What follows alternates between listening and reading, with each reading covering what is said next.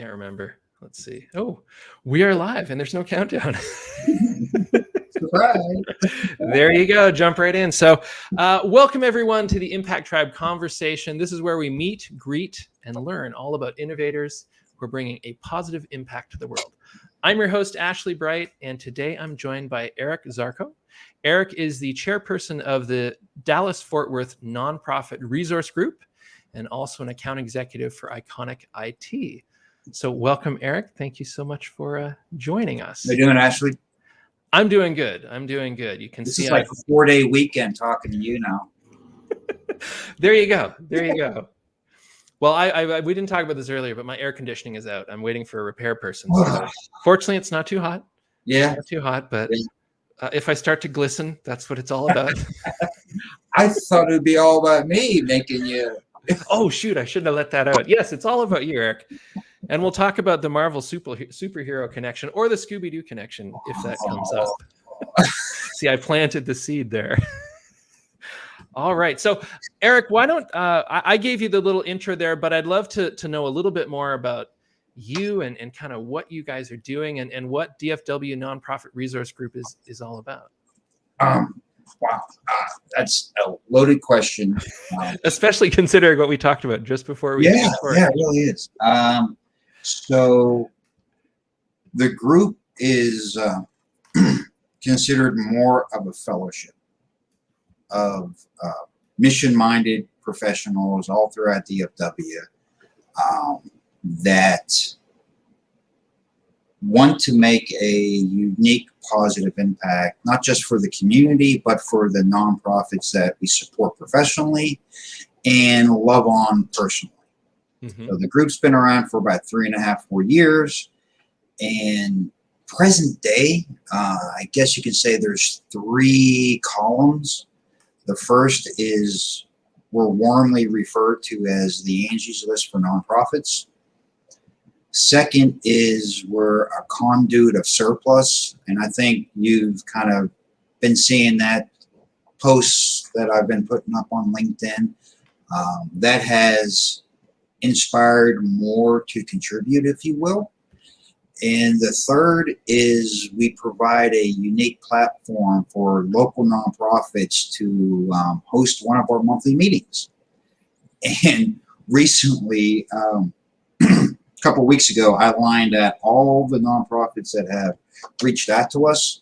Hey, we want to host. Hey, the pandemic kind of messed everything up for us. And I lined them all up that we were going into the second quarter of 2024.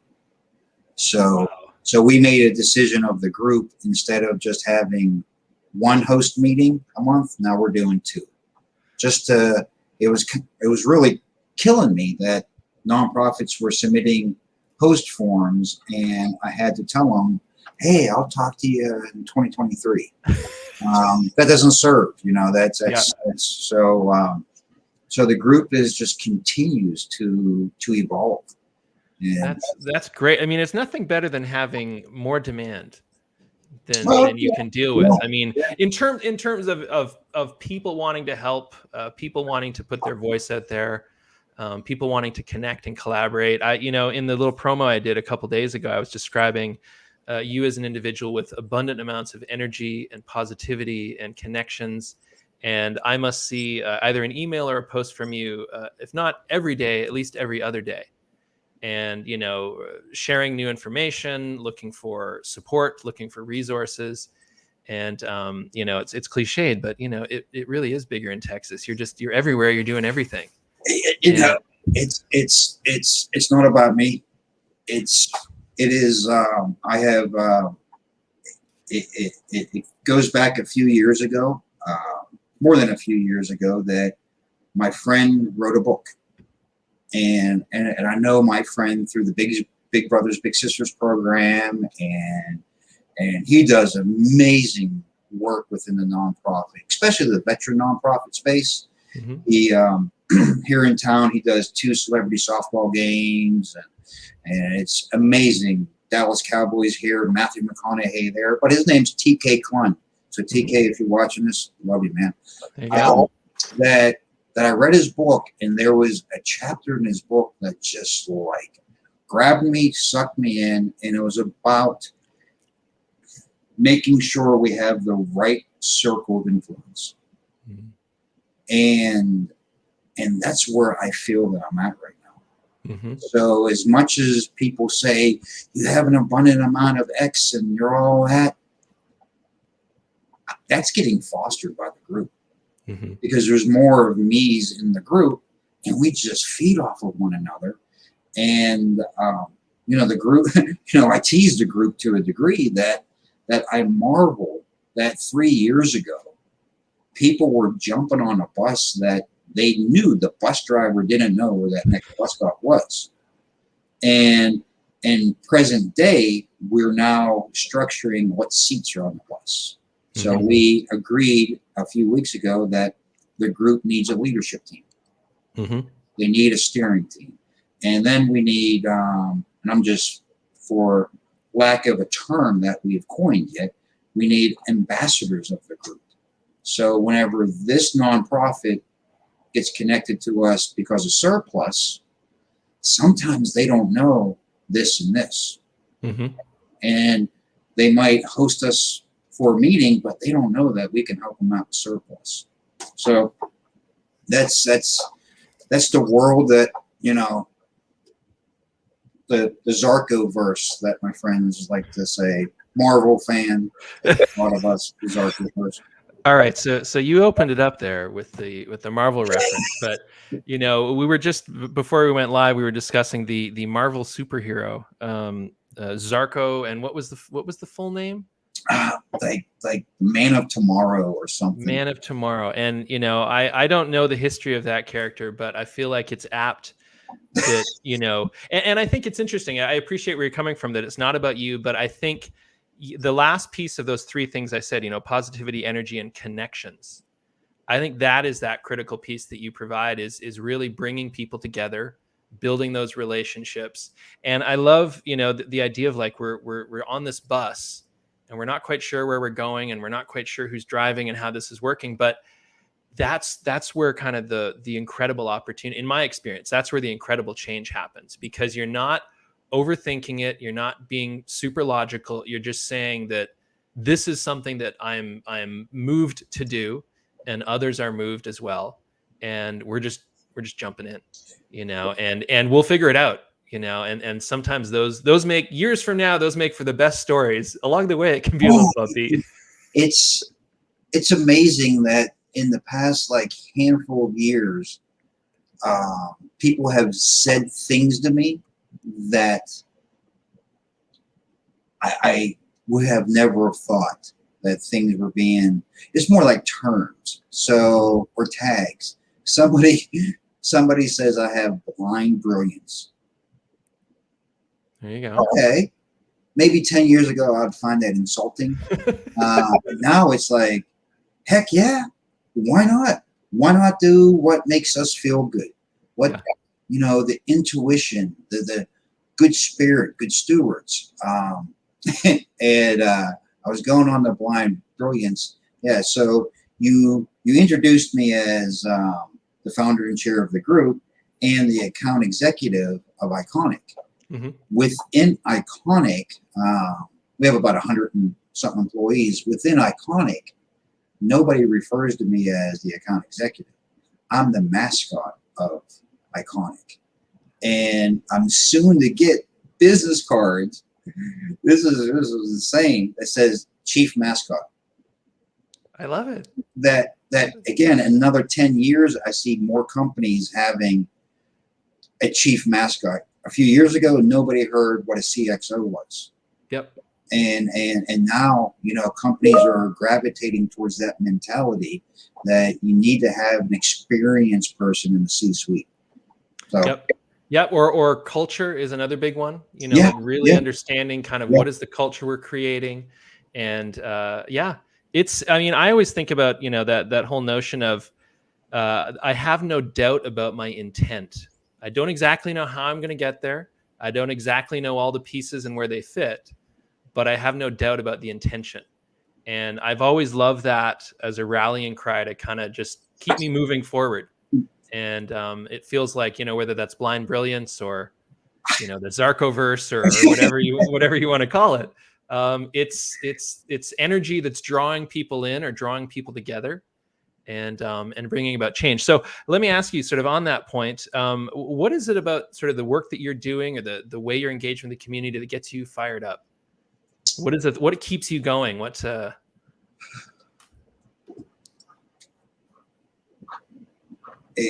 There's and there's no limit. You can have a long list. I love that. I love the feeling that I get when I see people on this bus rising a little bit more, challenging themselves. And mind you, this bus is a group of, you could say, community volunteers that once they're on the bus longer, they're doing more volunteering. And then that becomes contagious. And then the bus starts to have this vibe. And now we're looking, how can we make positive change? Except, and so that's what I'm like feeling right now, is I'm looking at this group, and the group internally suggested that we have a leadership team to take some weight off of my shoulders. And then the ambassadors can help foster and nurture the relationships within the community.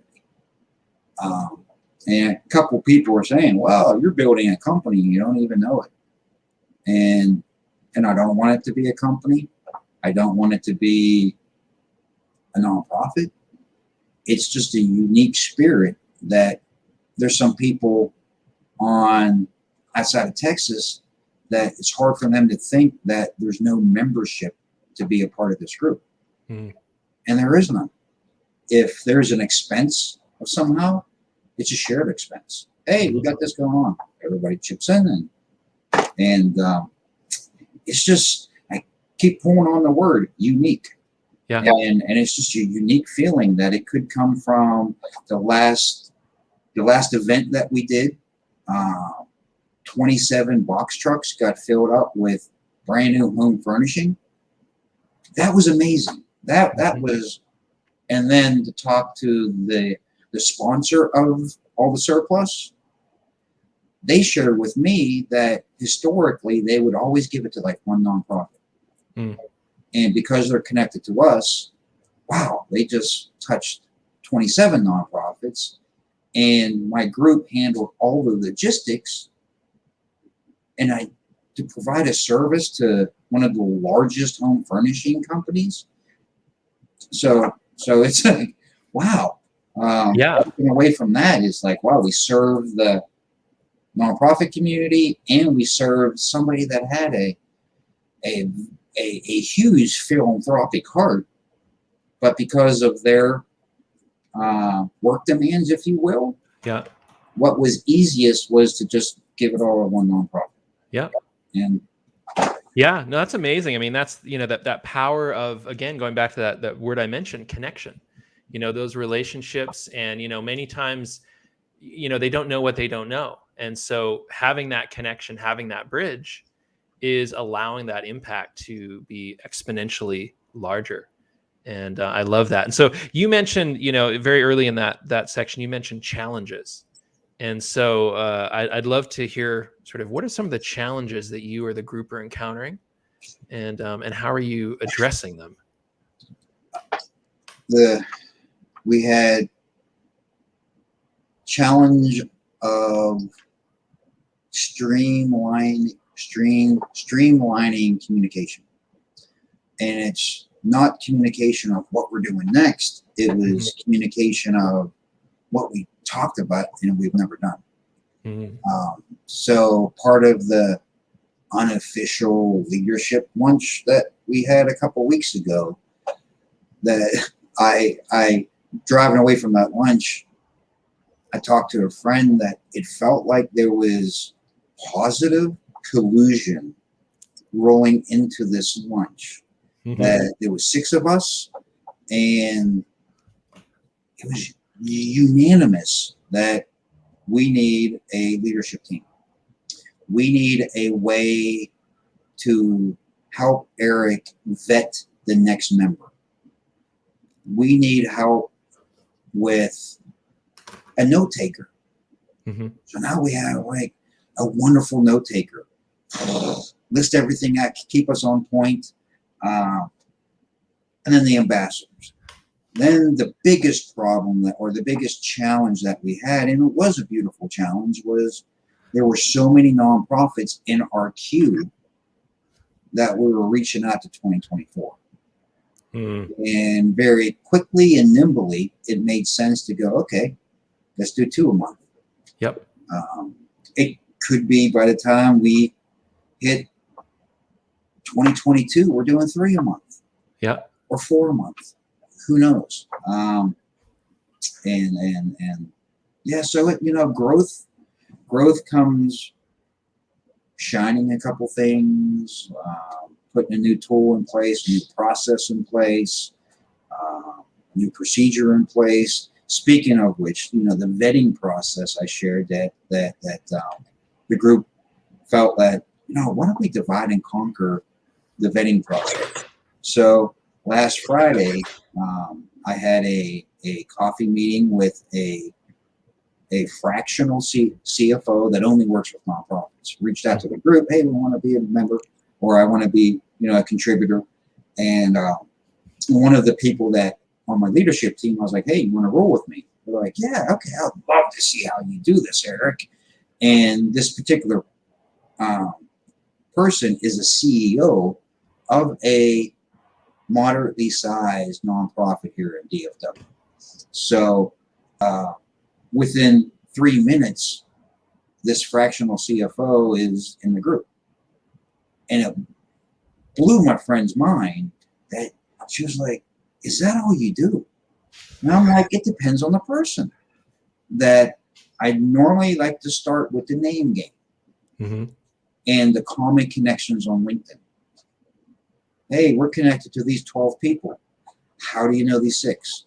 Oh, you're in my circle of influence. You didn't even know it. Yeah. Welcome to the family. And my friend Dina was like, okay, is it that easy? I'm like, for me, it is. Granted, if it was, I don't know them, whatever. We hear it all with common connections on LinkedIn. Yeah. But if they don't pass that initial test, then there's different questions. Yeah. But it seems like more and more the people reaching out to be a part of the group, they're already in the group and they don't even know it. Yeah. Yeah. Wow. Well, and there you go. I think that's again about that energy, that collective vibe that you're putting out there. And, again, not knowing how this is going to happen, but getting to a point where you're like, okay, we need this additional, we need this fractional role. We need this person coming in to help us structure some things. And, I think it's so interesting. I have this discussion oftentimes when I'm with nonprofits or for-profit, but how the cross-pollination that's necessary, between those sorts of organizations. Cause you've got, people in the for-profit space that like, this is old hat, oh, you need this role or you need that insight or this process, this operation. And, many times in the nonprofit space, someone is doing that because they're passionate about this larger cause and this larger impact, but they don't have any training. They don't have exposure to this. And they need someone, again, the right connections to say, hey, you need this, or what would really solve this problem is X. And, again, build those relationships, make those connections. I'm incredibly blessed that my employer is Iconic IT. And because of that, gave birth to this passion that's not sponsored by Iconic. A quarter of all of our clients we support them from an outsourced IT department. So you can just imagine the type of relationships we already have with these nonprofits. And the story goes, like 4 years ago, I asked one of the founders, I'm like, hey, is our book of business mission friendly?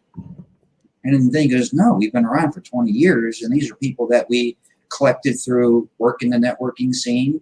And that gave birth to that mission-friendly partner list, if you will. And now the community is referring to the group as the Angie's List for nonprofits. So we're also providing a value-added service, not just for the iconic clients, but for Frost Bank that's in the group. Mm-hmm. They have a whole arm that does nothing but loan and lend money to nonprofits. Then we have Sutton Frost Carey, that's an accounting firm.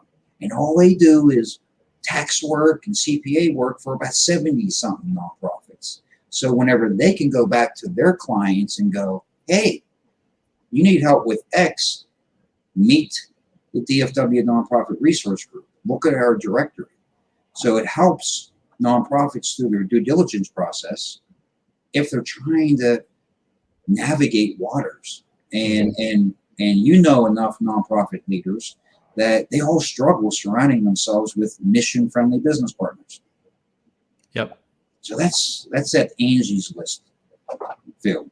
Mm-hmm, mm-hmm. So, I mean, I'm curious. So we've talked a little bit about just sort of the breadth of the community you serve, the people you serve, and the way you build connections. Are there particular sort of niches that you focus on? Are there particular causes that really rise to the top for you guys? No. It's really those that serve the community. Mm-hmm. We want to help them. You just imagine 27 different nonprofits showing up for the home furnishing event. Yeah. Each one of them. Some of them may have overlapped. Yeah. But there were so many different. One that deals with only children. One that deals only with human trafficking.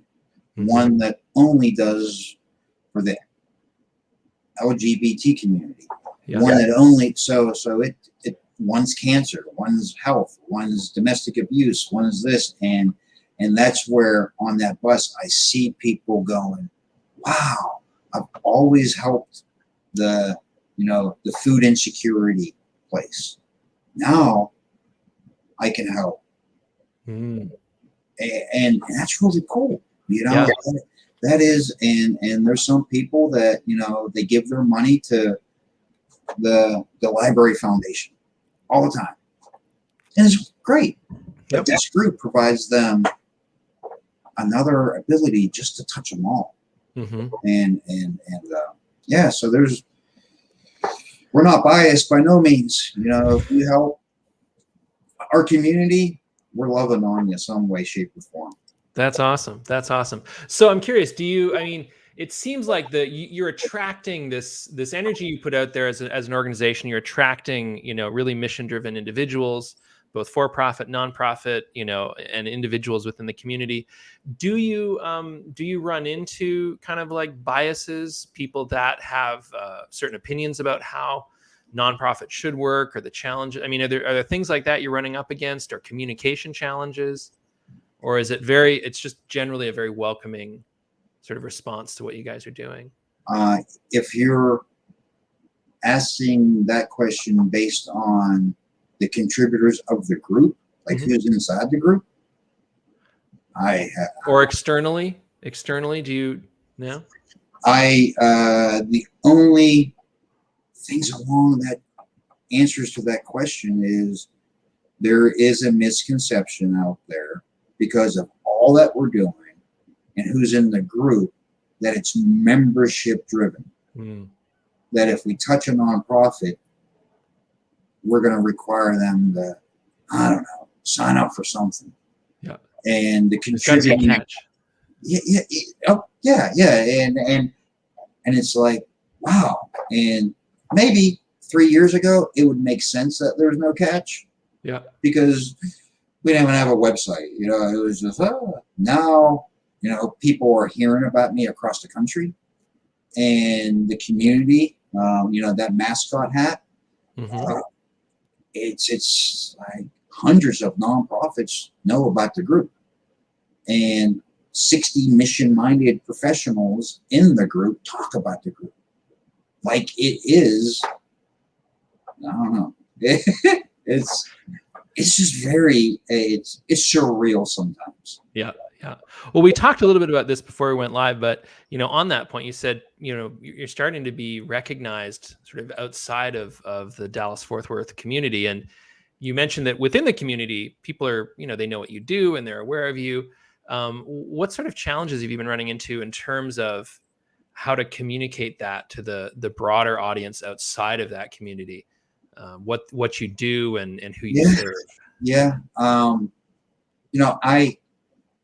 like to, and sometimes whenever we're on these types of calls, VCAS or podcasts, there's only a certain amount of time, and you really don't know why somebody's asking the question. That the people that I'm meeting outside of Texas, they struggle, that I can't just rattle off in one simple mission statement. But now that I say that, and knowing who you work with for the nonprofits, they almost need to have that to help them with their maybe grants, with their community financial support. We are not a nonprofit. So my mind is, the moment I have something, we're going to be in a box. And if I had something 3 years ago with, let's just say, just the Angie's List, we would not have been doing the platform to give nonprofits the stage, or we would have just kept changing things and we are changing, but we don't have to change print. We don't have to change anything. And the surplus, we would never have gotten that if I, in my opinion, went, this is the box. Yep. We are, professional resources for nonprofits. And so that's sometimes, from an outside perspective, it's confusing what we do. And I'm totally cool with that, because in this community, the one that we serve, and we also have a second chapter in Kansas. So within Wichita, Kansas, they know about the group. Are you interested in broadening that in terms of like having more sort of satellite groups? Is that something? Yes. Yep. Yeah. Okay. Well, that would be amazing.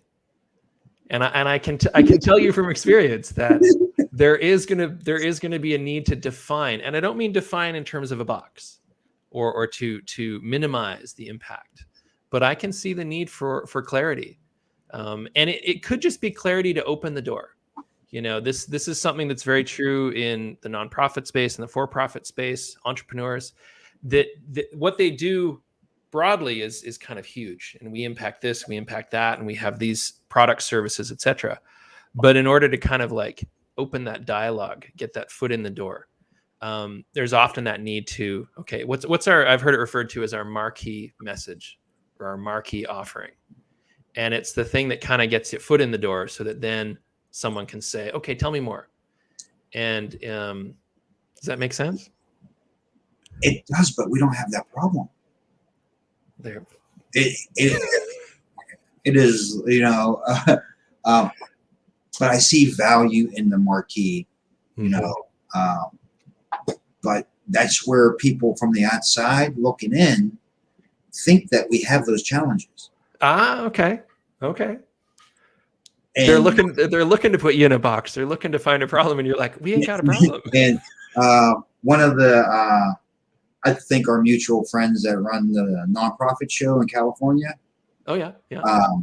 They were like baffled that our monthly meetings are now, they're the second and third Tuesday of the month at 2:00.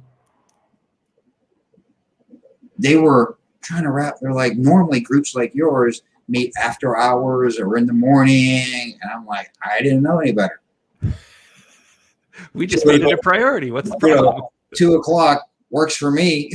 Yep. And now, when the nonprofits have their respective lunches with one another,